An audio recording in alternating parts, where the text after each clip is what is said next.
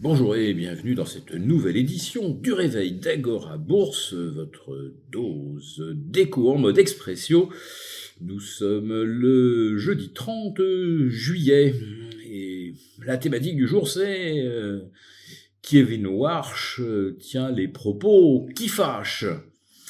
Oui, le nouveau patron de la Fed confirme qu'il est en train de rompre avec une tradition en or massif qui consiste à avertir Wall Street à l'avance des intentions de la Fed en matière de politique monétaire.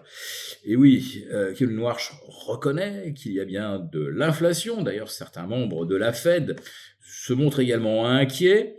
Mais, eh bien, Kevin Warsh n'annonce pas cette hausse de taux pour mi-septembre que les marchés pourtant anticipent.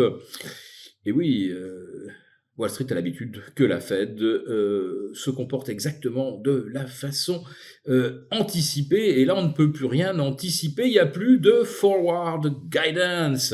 Il n'y a rien de plus inconfortable que d'être dans l'incertitude, surtout lorsqu'il y a autant de gaz dans la pièce.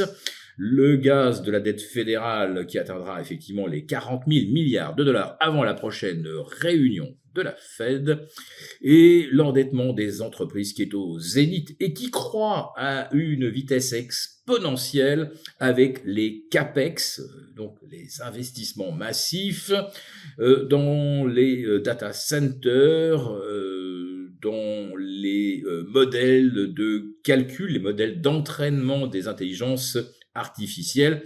Et vous avez en plus de ça les Chinois qui menacent de disrupter le tout en fournissant des composants électroniques beaucoup moins chers, alors qu'actuellement les prix flambent littéralement, et en écrasant le coût du token, c'est-à-dire de l'unité de calcul, avec une division par 3 ou par 4 de ce qui est proposé par les OpenAI, les Anthropic, les Gemini d'Alphabet.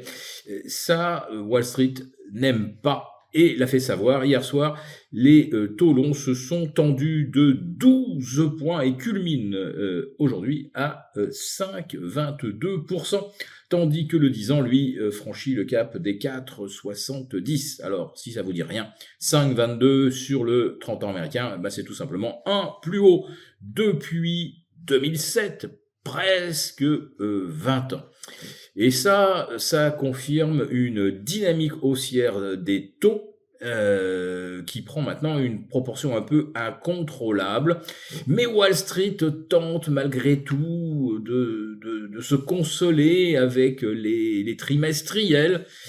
Ça risque de ne pas suffire parce que le Nasdaq hier soir a replongé de moins 2%, le S&P de moins 1,5%, et le S&P n'est plus très très loin de la rupture de ses supports ascendants.